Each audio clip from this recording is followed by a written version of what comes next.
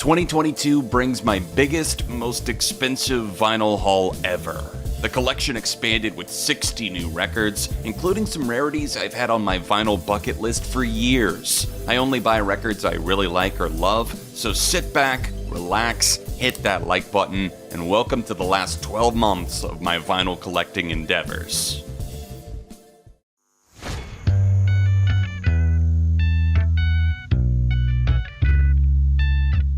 We're gonna go in alphabetical order for everything else, but I wanted to start off by showing the only 7-inch singles that I have for this update. They were gifts from my viewer and mod, Mr. Drown. This is Spirit Box Constance. It's a clear butterfly vinyl, it's super sick.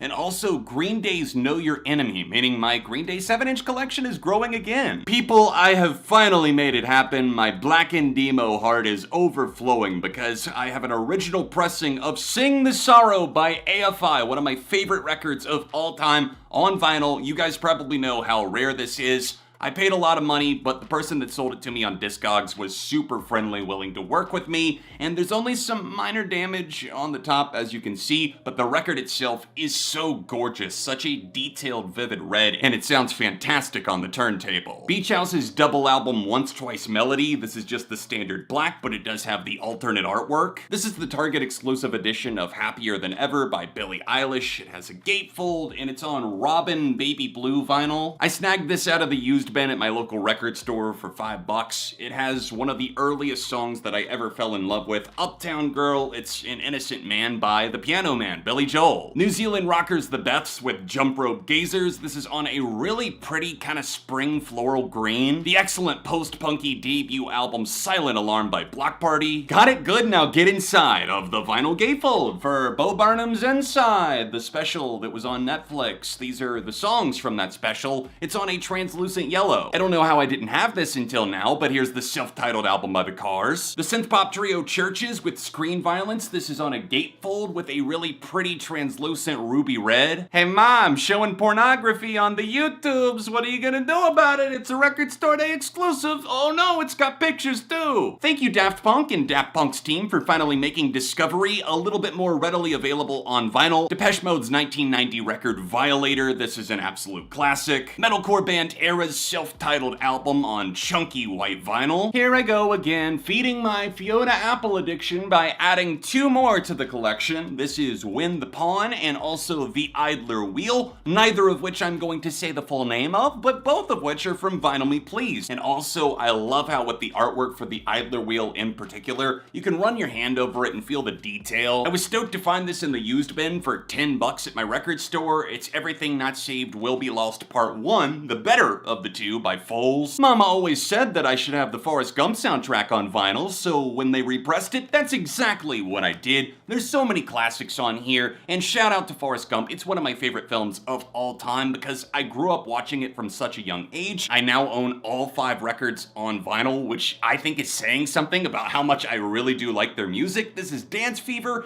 and it's on kind of a standard gray. It's nice. Maybe I would have wanted a different color, but that's what my record store had. Hey, the girl's gone gray because there's gray all over the place in this update. I got another silver gray pressing. This is Nearer My God by Foxing, but not only did I get that incredible album, I got the follow-up Draw Down the Moon as well. This is on Bubblegum Pink. When I woke up tonight, I said I'm gonna make one person in my audience fall in love with this album. So here I am, pitching You Could Have It So Much Better, the superior sophomore album to their already good debut. I finally have Making Mirrors by Gautier on vinyl. This was a hard one to track down. Y'all already know I have a bit of a problem when it comes to buying everything my favorite band puts out, and I was feeling a bit embarrassed about my most recent purchase being Father of All, but the completionist in me said, no John, you're not gonna let anything slip through the cracks. So I also picked up the BBC Sessions, and this actually is incredible. I love that it's on 2 different shades, 2 different colors, and it has everything that they've done for the BBC from 94 to 2001. Stabbing our way into the sequel, this is the even better Welcome to Horrorwood, the Silver Scream 2. It's on Blood Spatter because what else? This was another gift sent to the P.O. Box by a longtime viewer and mod, Dayton. Thank you so much for sending me Incubus, A Crow Left of the Murder, and he also got Hannah, the Beatles' Help. My mom got me this for my birthday. This is Jeff Buckley's only studio album, Grace. It's just an incredible experience, gone way too young. Another find at Record Store Day 2022. This is Blue Highlights by the legendary Joni Mitchell. This is here all the way from the UK.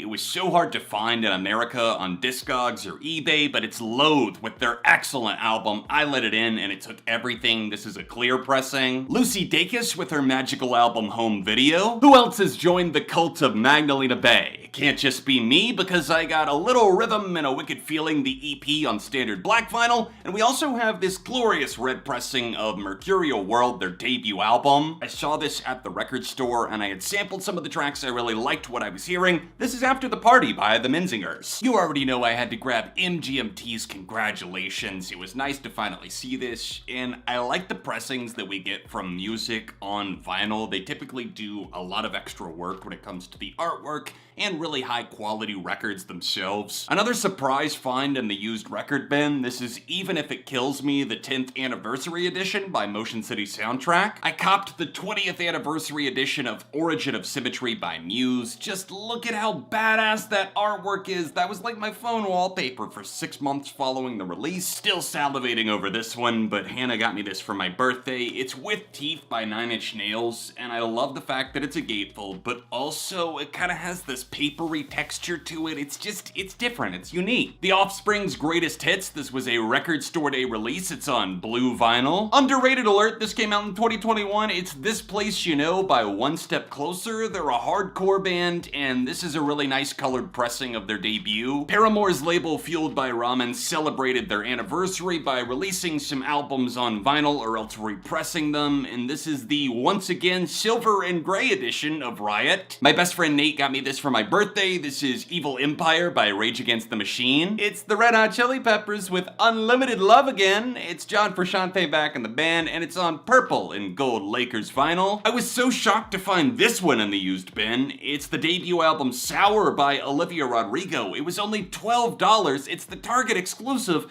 and it's on the beautiful translucent blue vinyl, one of my favorite blue records I own. Might have to crank down the ISO for that one, can you see? It's Oh Inverted World by the Shins, 20th anniversary. I felt so good to get this one on Record Store Day. I had been to a couple of stores, and on my third stop, I finally found Sundowning by Sleep Token, and I love the split. It almost looks like a dark Pokeball. This noise pop duo just stays steady slaying it. It's Sleigh Bells with Texas on clear vinyl. It's Diary by Sunny Day Real Estate. This is a gatefold. I love the quality of this pressing. I believe it's the repress from 2009. Don't mind me, I'm just out here expanding my System of a Down collection as I try to get all of their records on vinyl. This is the self-titled, and I'm now only missing Steal This Album. Insert Chandler from Friends meme because I want to hug this album. It's television, it's from the 70s, it's Marquee Moon. One of my viewers named Dre turned me on to a song from this album. It was Venus, the first track that I heard. I knew I wanted to hear the record after that, and after hearing the entire album, Hannah and I both agreed that we needed to go out and buy it on vinyl, and we did exactly that. Them Crooked Vultures with their only album as of now, and it came out in 2009. It's Dave Grohl, John Paul Jones, and of course Josh Homme. Time to graduate to the next record. It's Third Eye Blind with a red pressing of their classic self-titled debut album. Looky what we got here. It was so hard to find, but I tracked it down. It's Turnstile, Glow On. This band absolutely blew up, but the cover slides off. As you can see, the art on the back. Gotta be my favorite hip-hop record of 2021. It finally got a vinyl pressing just in time for this update video. It showed up. It's Call Me If You Get Lost by Tyler, the Creator. It has alternate artwork, and I love this. I just love the shot of him. It's kind of painted and him holding luggage on the cover. Thank you, kind seller on Discogs, who accepted my offer of $25 for Modern Vampires of the City. I had seen it floating around $50 for so long, and I finally just said, I'm gonna hit make offer, and they said, you know what? You can have it, John. Looky what we have here. It's another Record Store Day 2022 exclusive. It's Wallows in the singles collection with a gorgeous blue pressing, and I'm so happy these songs are on on vinyl now. I would say that Blue Weekend by Wolf Alice has spent the most time on my turntable. As predicted, this album has been a soundtrack to my life and me going into my 30s now, and I love it so much, and I of course appreciate that it's on blue. Last but not least, we have Yard Act, a post-punk band from the UK with their excellent debut album, The Overload. It's one of my favorites of 2022, and this is on Ghetto Lettuce vinyl, which is a reference to a lyric, but I saw that on the tag in the store, and I said,